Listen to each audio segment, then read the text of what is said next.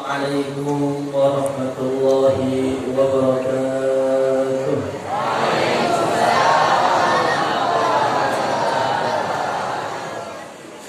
Innal hamdalillah nahmaduhu wa nasta'inuhu wa nu'minu bihi wa natawakkalu 'alaihi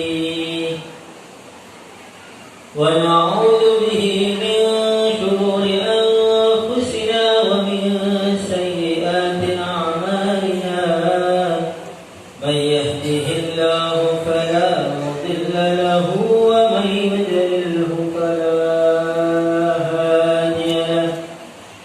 Asyhadu an la ilaha illallah wahdahu la syarika lahu wa asyhadu anna sayyidana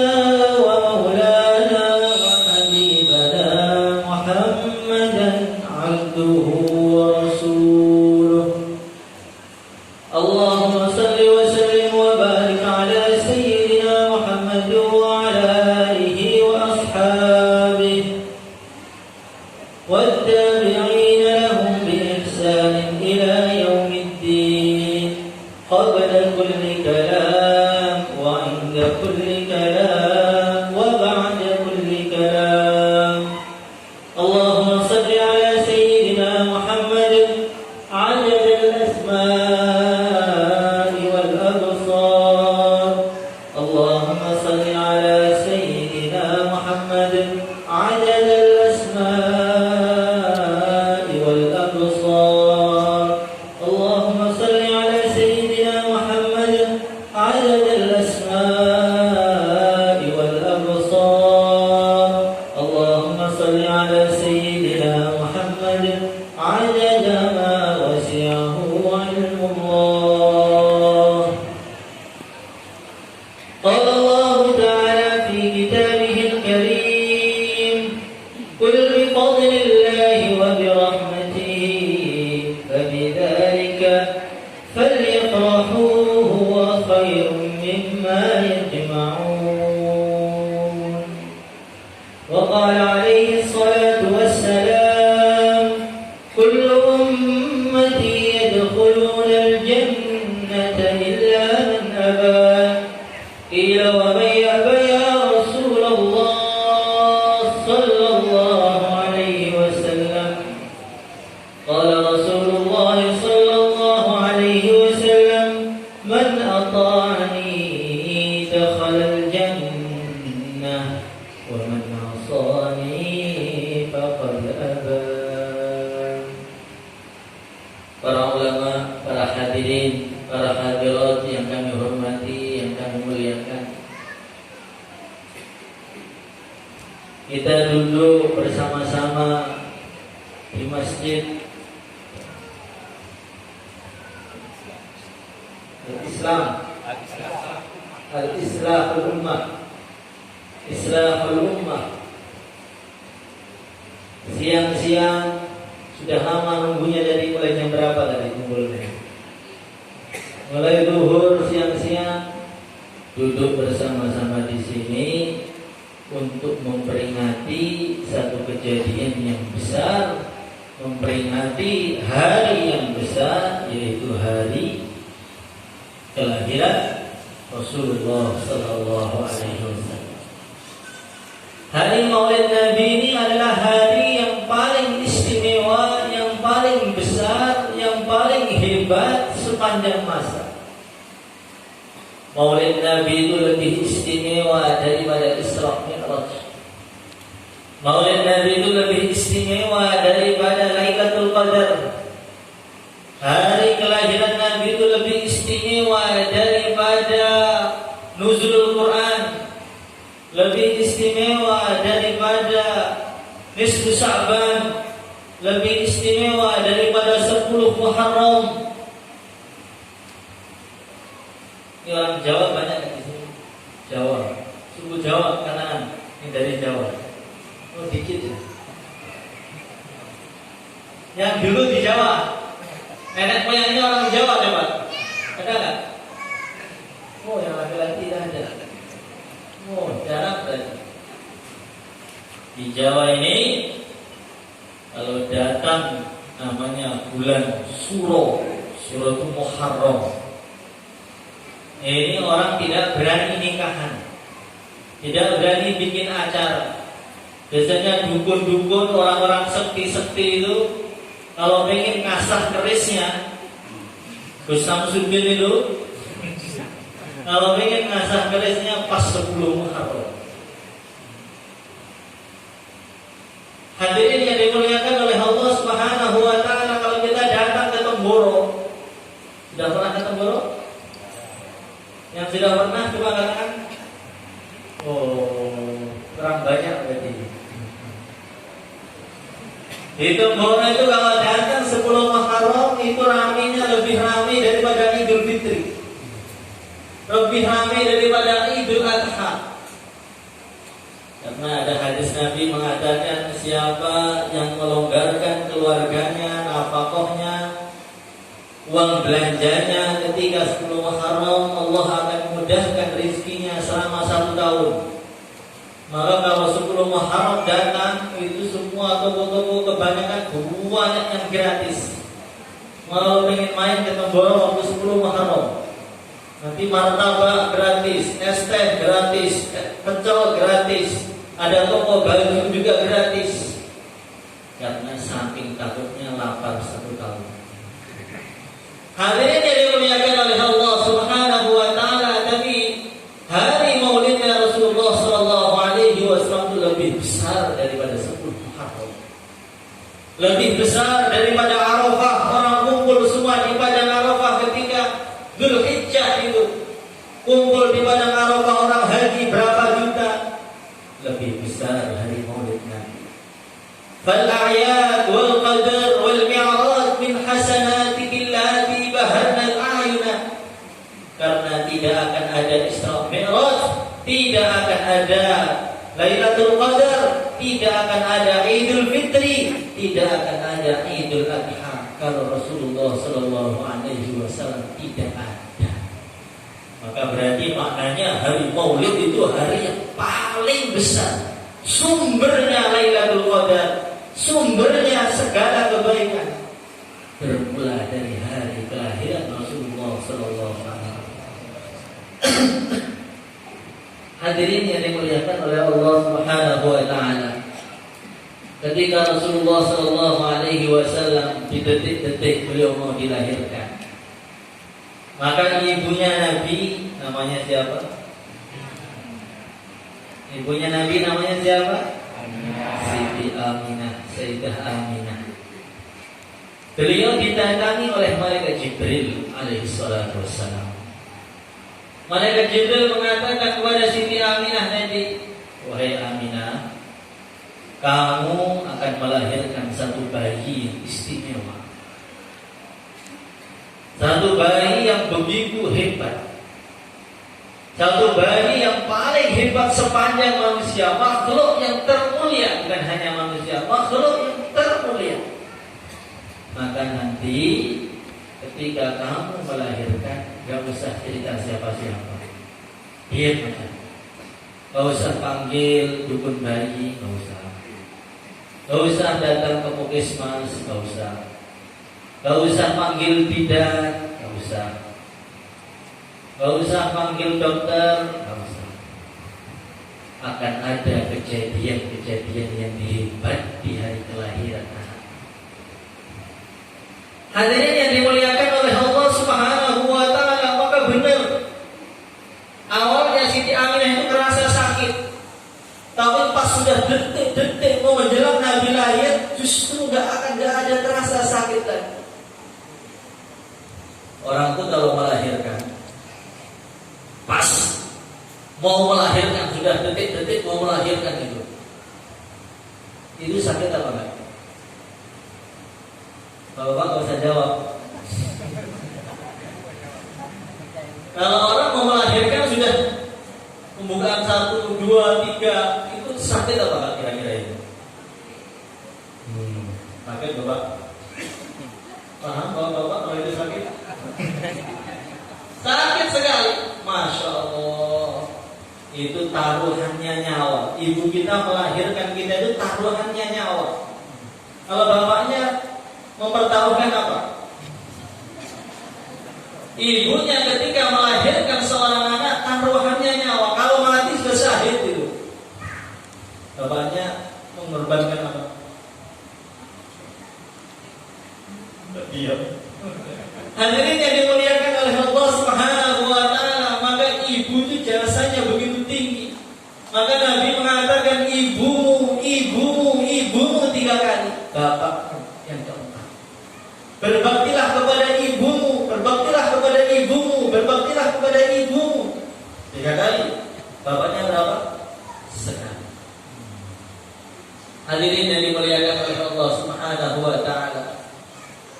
Maka Masya Allah, itu ada orang dia ini pengen berusaha berbakti dengan ibunya, melayani ibunya dengan sebaik-baiknya. Ibunya itu sudah sakit, sakitnya stroke. 1 tahun bukan, 10 tahun bukan, sakitnya 25 tahun. Kira-kira kalau seorang anak punya ibu yang sakit stroke 25 tahun, hari-hari doa dia apa? Dia sudah ngurusi ibunya, ngasih makan ibunya, nyeboin ibunya, gendong ibunya selama 20 tahun. Kalau seorang anak diuji oleh Allah punya ibu seperti itu, anaknya pengennya apa? Kapan cepat berangkat ke akhirat? Tapi ini ada seorang anak itu begitu hebat, ibunya dilayani dengan begitu baik, sudah nggak bisa ngomong, disuapi, dikasih minum, dikasih makan, digendong setiap hari, sampai dihajikan ke Mekah. Mulai berangkat digendong terus, muteri Ka'bah tawaf digendong, sa'inya Safa Marwah digendong. Ada yang kuat seperti itu apa enggak? Orang dimarahi ibunya sebentar aja kadang-kadang ngambeknya luar biasa anaknya. Nah ini ibunya sakit selama 25 tahun digendong terus, sampai dia ini jumpa dengan seorang ulama, seorang sahabat, kalau nggak salah Ibnu Umar atau Ibnu Abbas. Maka dia tanya, Tuhan, Sayyidina Ibnu Umar atau Sayyidina Ibnu Abbas, saya ini sudah berbakti kepada orang tua saya layani 25 tahun. Semua yang dia lakukan kepada saya sudah saya balas berlipat. Orang tua ketika kecil gendong anaknya, sekarang saya gendong. Orang tua ketika kecil ngasih makan anaknya, sekarang saya kasih makan. Orang tua ketika kecil ngasih minum saya, sekarang saya kasih minum. Orang tua ketika kecil nyeboi saya, sekarang saya nyeboi. Orang tua saya ngurus saya 5 tahun, 6 tahun sampai saya agak besar. Kalau saya ngurus orang tua saya sudah 25 tahun. Apakah pengorbanan saya ini sudah menjadi balasan kepada kebaikan orang tua saya kepada saya, Tuhan? Maka sahabat tadi mengatakan, belum. Kamu berbuat seperti ini 25 tahun, itu pahalanya belum bisa menyamai teriakan rintihan ibumu sekali ketika melahirkan kamu. Jadi ibu kita ketika melahirkan gitu, sekali teriak itu tidak akan kita bisa balas walaupun dikasih pajero, spot, lampu di sini, Rolls Royce, apalagi Ferrari, nggak akan cukup. Maka dia mengatakan, kenapa seperti itu Tuhan? Saya sudah balas 100%. Kenapa kok nggak sama? Ibumu dulu, ketika kamu nangis, ketika ngasih makan kamu, ketika kamu kencing, dikencingin ibunya, itu penuh dengan rasa kasih sayang. Anaknya nangis, malah ibunya sayang pada anaknya.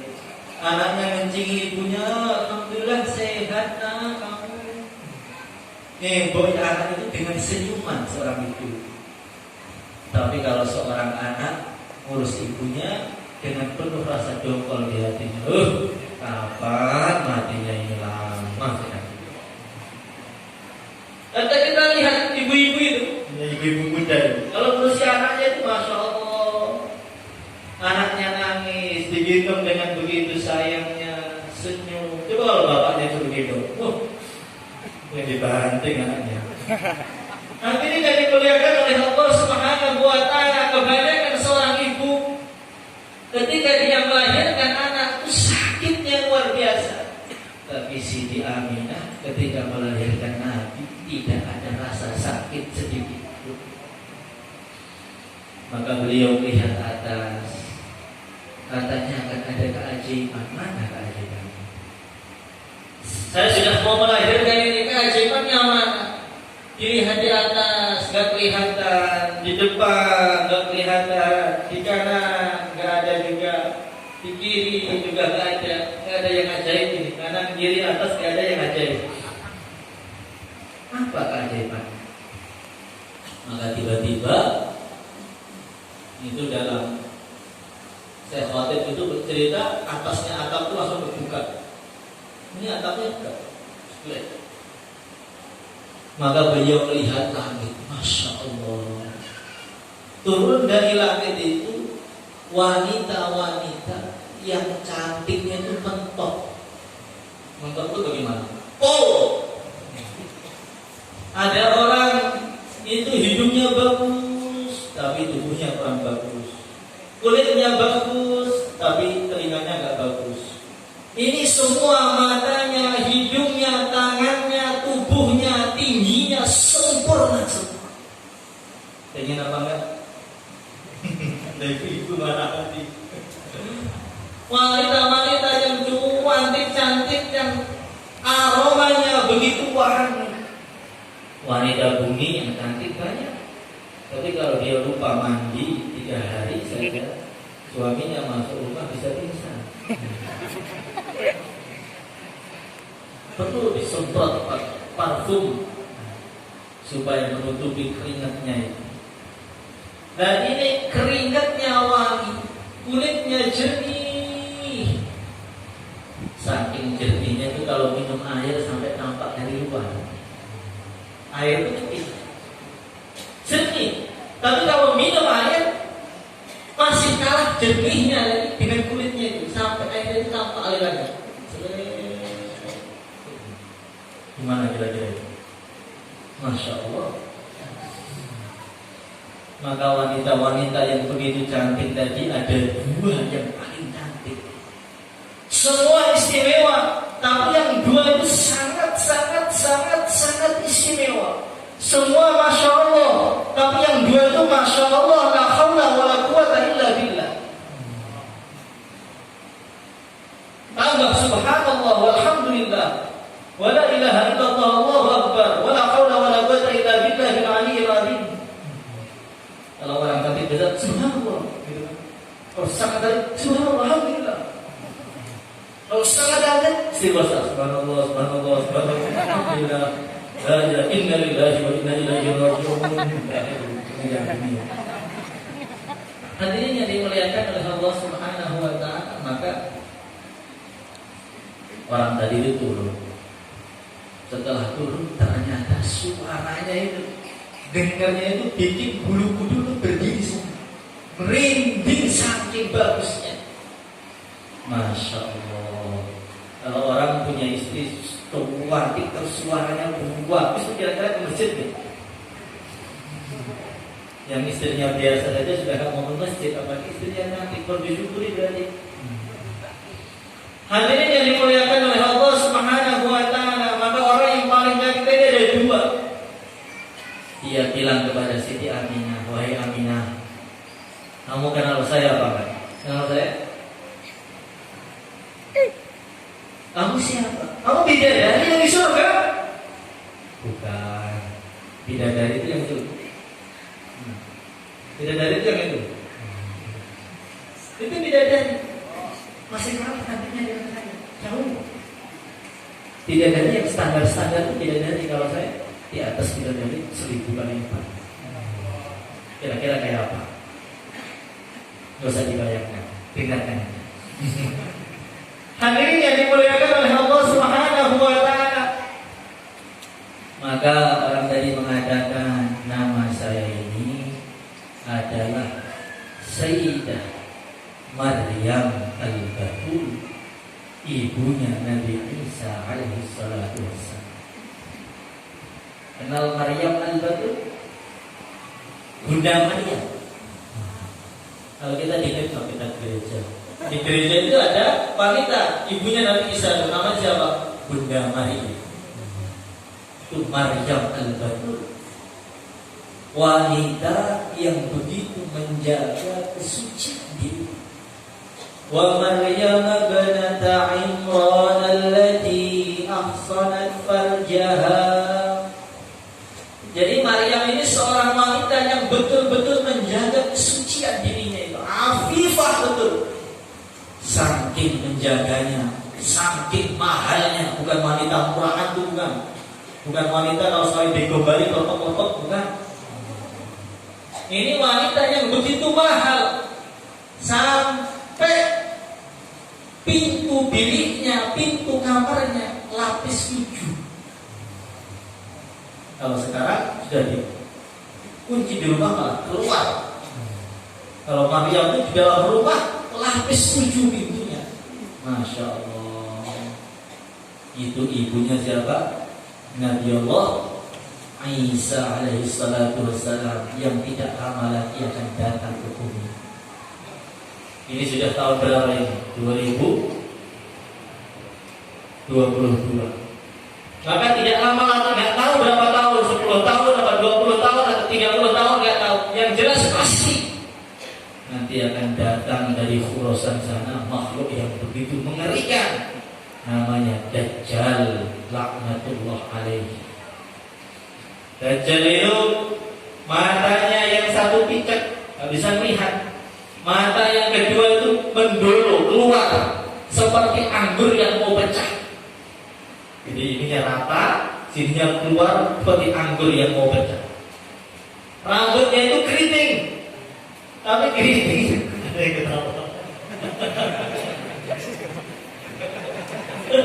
Bukan seperti itu.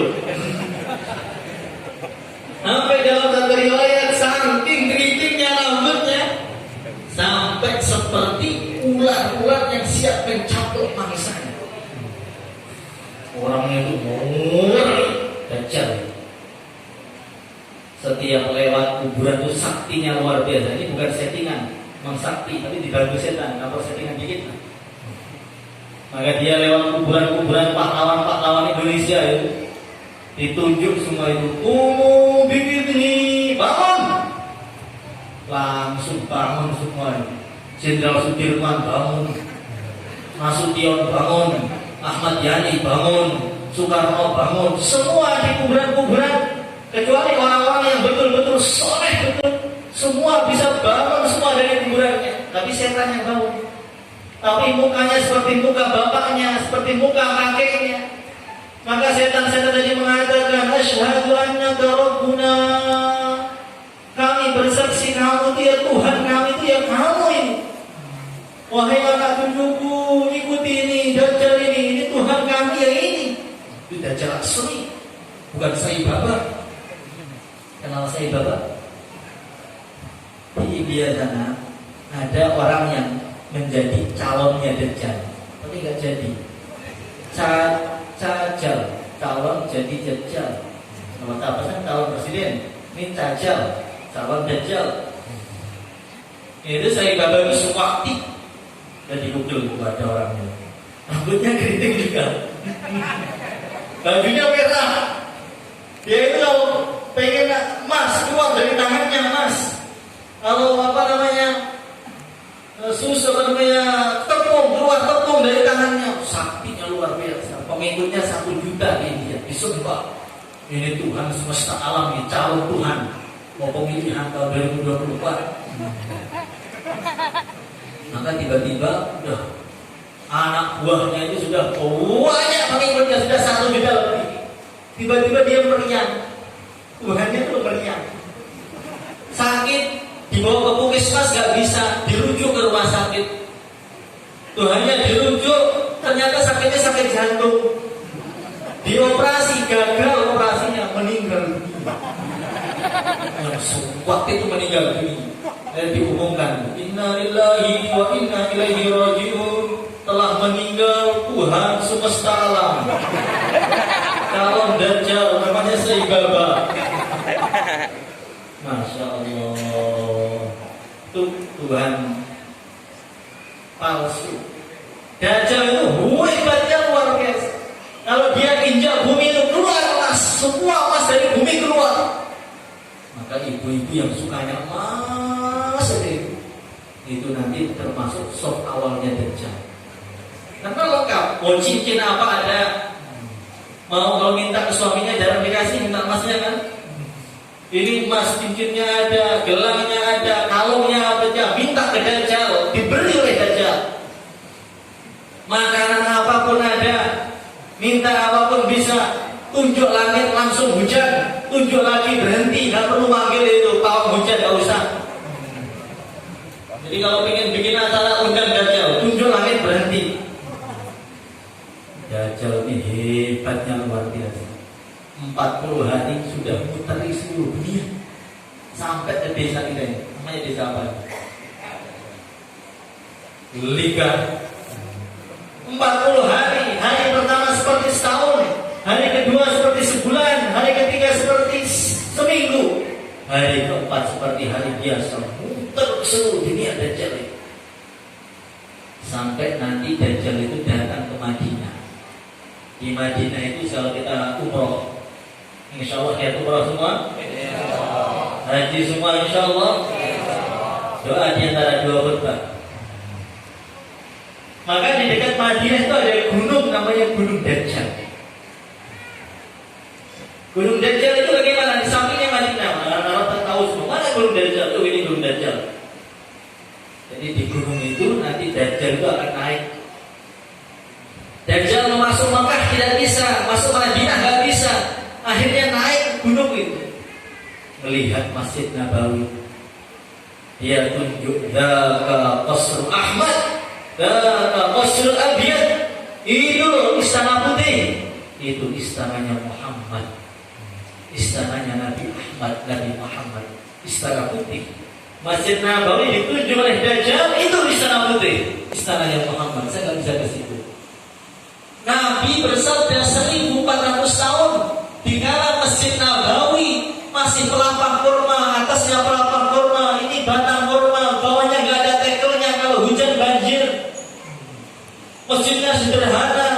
Nabi bersabda suatu saat nanti Dajjal akan datang, nunjuk masjid saya ini, dia mengatakan ini istana putih. Berarti maknanya Masjid Nabawi itu akan menjadi besar sampai kayak istana. Akan menjadi besar, warnanya putih, gagah, begitu indah sampai seperti istana. Sekarang Masjid Nabawi sudah indah atau belum? Warnanya apa? Kalau masjidnya sudah indah seperti istana, kalau masjidnya sudah berwarna putih, masjidnya sudah jadi istana putih, berarti yang nunjuk itu sebentar lagi akan datang, namanya Dajjal laknatullah alaihi. Maaf. Akhirnya dia dimuliakan oleh Allah Subhanahu wa taala, maka Dajjal nanti akan dibunuh oleh Nabi Isa. Dan Nabi Isa ini anaknya Siti Maryam yang hadir di acara Maulid Nabi Muhammad sallallahu alaihi wasallam. Maka Siti Maryam ini karena dia menjaga kesucian dirinya, Allah beri dia dua anugerah. Anugerahnya semua berhubungan dengan kesucian. Apa anugerahnya? Allah beri dia anak yang suci dan suami yang suci.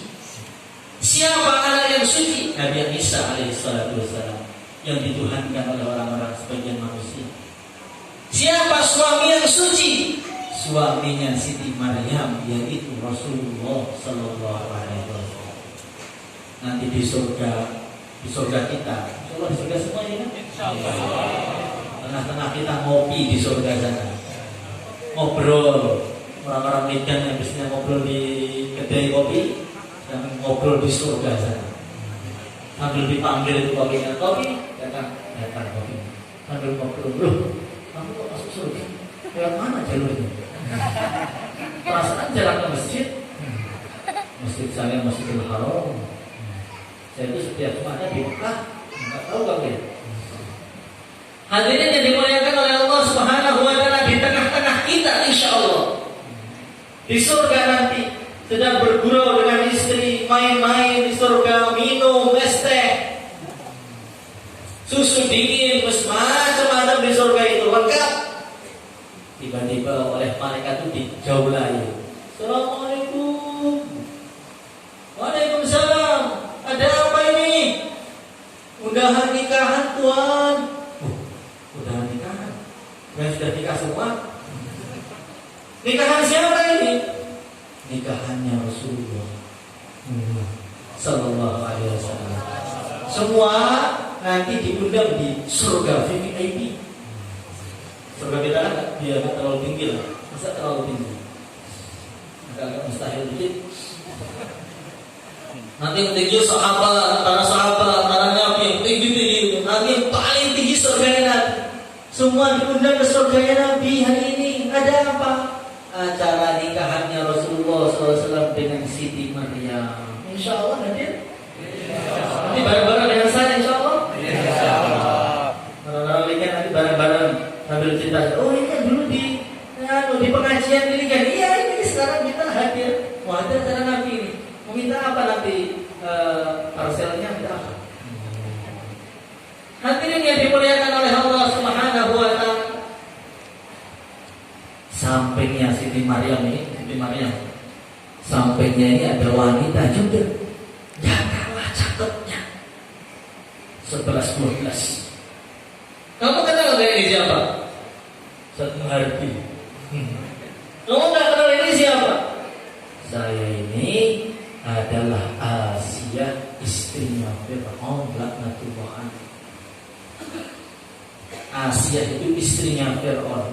Fir'aun yang begitu bejat tadi, begitu buruk, sampai iblis pun kalah dengan Fir'aun itu. Iblis seburuk-buruknya Fir'aun gak berani ngaku jadi Tuhan. Iblis seburuk-buruknya iblis gak berani ngaku jadi Tuhan. Fir'aun berani. Jadi manusia itu kalau sudah nakal, iblis pun kalah jauh. Jangankan iblis, orang Indonesia ngaku Tuhan aja ada. Di Jakarta ada yang ngaku jadi Jibril, dia Aiden. Ada lagi yang guru olahraga ngaku jadi Imam Mahdi. Coba Musadik atau siapa itu? Musim ini ngaku Imam Mahdi lagi musim-musimnya. Ada orang Jambi itu waktu saya di Mekah ngaku Imam Mahdi dia. Dia di ngaku Imam Mahdi dibayar di samping Ka'bah. Saya lah Imam Mahdi. Bagi seluruh presiden di dunia harus takluk kepada saya, karena saya lah Mahdi al-Muntazar, Imam Mahdi yang telah ditunggu oleh seluruh dunia. Tengah-tengah dia pidato dipegang polisi, dimasukkan penjara Imam Mahdi. Kasihan Imam Mahdi kan menangan, gak pernah kalah. Ini Imam Mahdi baru bayar langsung dikira orang gila, orang Jambi. Masya Allah, orang Sumatera sudah ada Imam Mahdi. Berarti ada yang tenang dari Imam Mahdi. Nanti kalau bayar, gak usah jauh-jauh ke Palestina, ke Mekah, ke Jambi sudah ada Imam Mahdi. Dari itu mereka Jibril ke Jakarta ada, Nabi ke Bogor ada, lengkap Indonesia ini.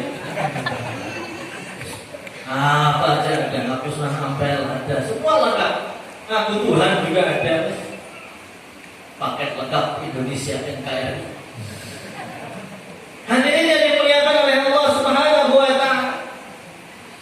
Jadi Fir'aun itu punya istri namanya Asia. Solehahnya luar biasa.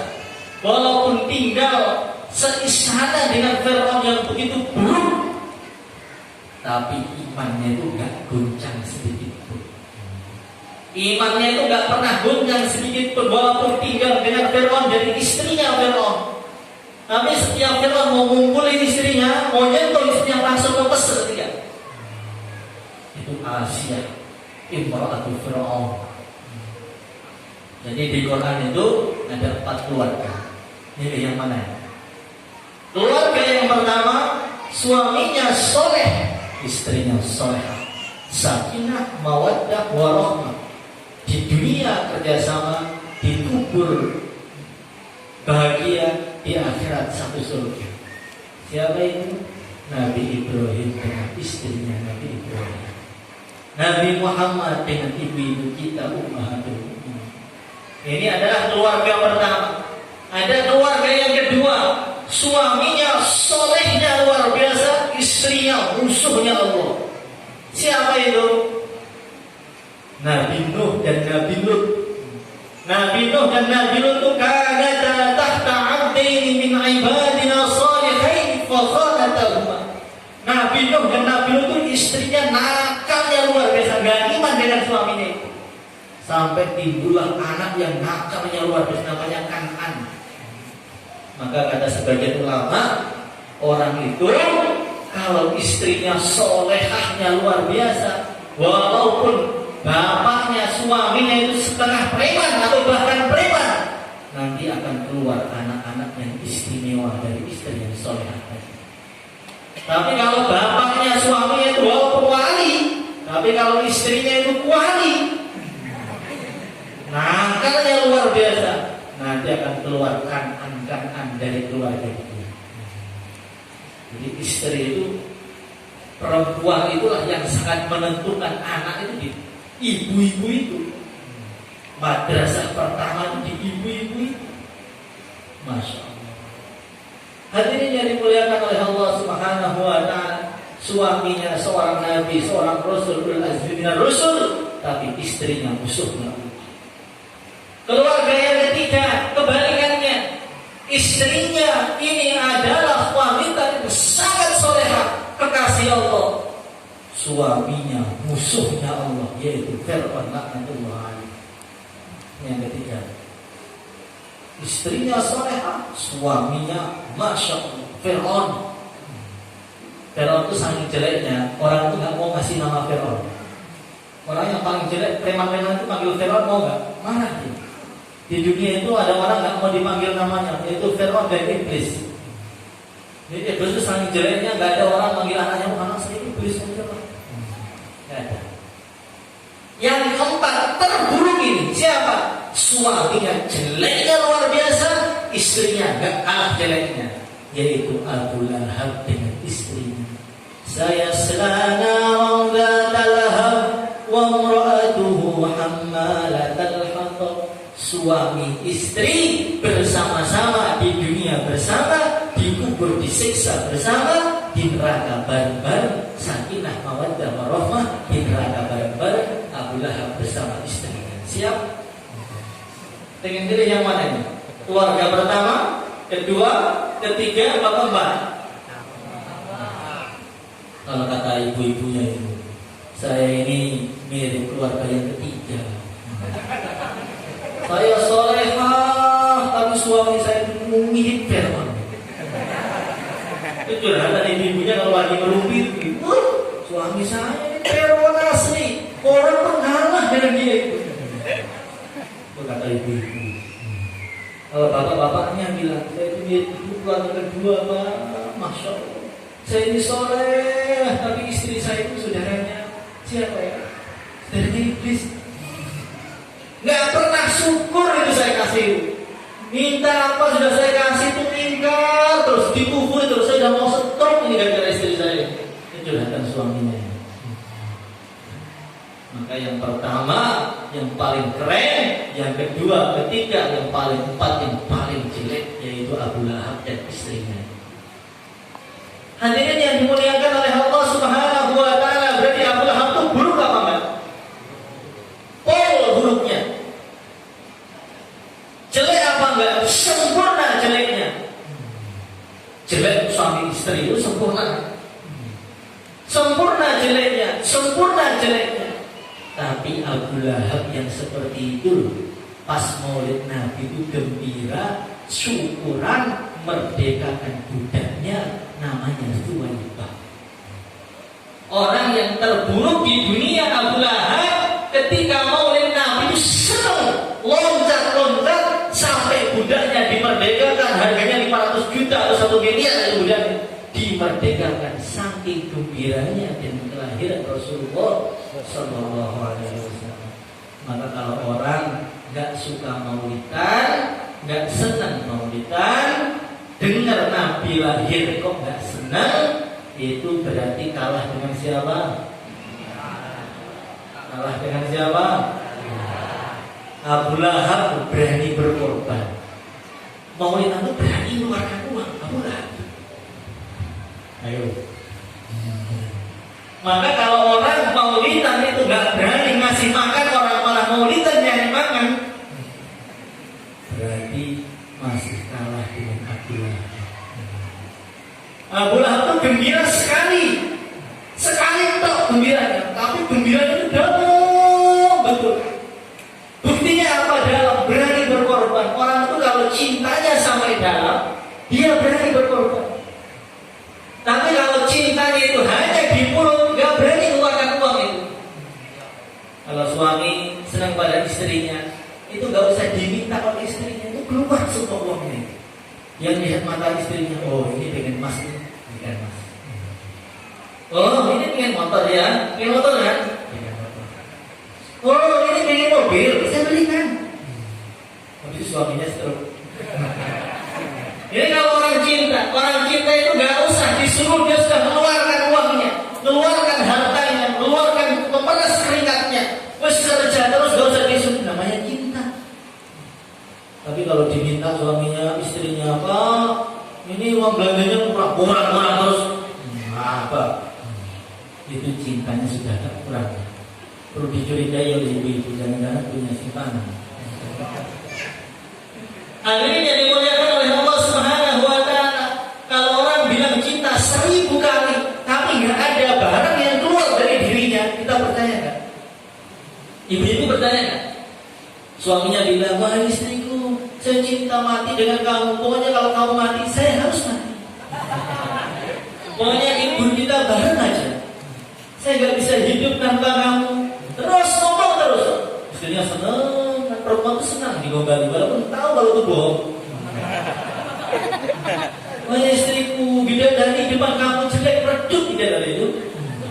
Kamu itu luar biasa. Matahari itu malu-malu mau terbit. Senang istrinya. Walaupun iya, betul itu bohong. Tetapi hati Allah SWT kalau setiap hari istrinya dicintai, digombali, tapi nggak pernah keluar uang, nggak pernah ada motor yang diberikan, nggak pernah ada uang, nggak ada emasnya, itu kira-kira ibu-ibu percaya nggak? Gombal bosok, gombal mukio, ngomong doang, kamu nggak ada buktinya. Maka kalau orang bilang cinta Nabi, gembira dengan maulid, orang gembira nggak ini? Gembira, senang nggak dengan maulid? Berani keluarkan apa untuk maulid? Abu Lahab itu tanpa disuruh, tanpa diceramahi, Abu Lahab ada yang ceramahin dia. Dengar Nabi semua langsung loncat, merdeka kamu. Itu pembuktian Abu Lahab dengan cintanya kepada Nabi. Kita diceramahi 1 jam, setiap tahun maulidan. Setiap bulan maulidan, dengar ceramahnya tentang Rasulullah, sudah berani mengeluarkan apa untuk Nabi? Kalau belum berani mengeluarkan apa untuk Nabi, cinta kita kepada Nabi itu gombal mukio. Orang itu kalau cinta, dengar namanya, gemetar apa enggak? Nggak usah ketemu orangnya, dengar namanya, ngantuk tuh hilang. Orang itu cinta dengan seseorang, wanita cinta dengan seorang laki-laki yang tampan seumpama ada.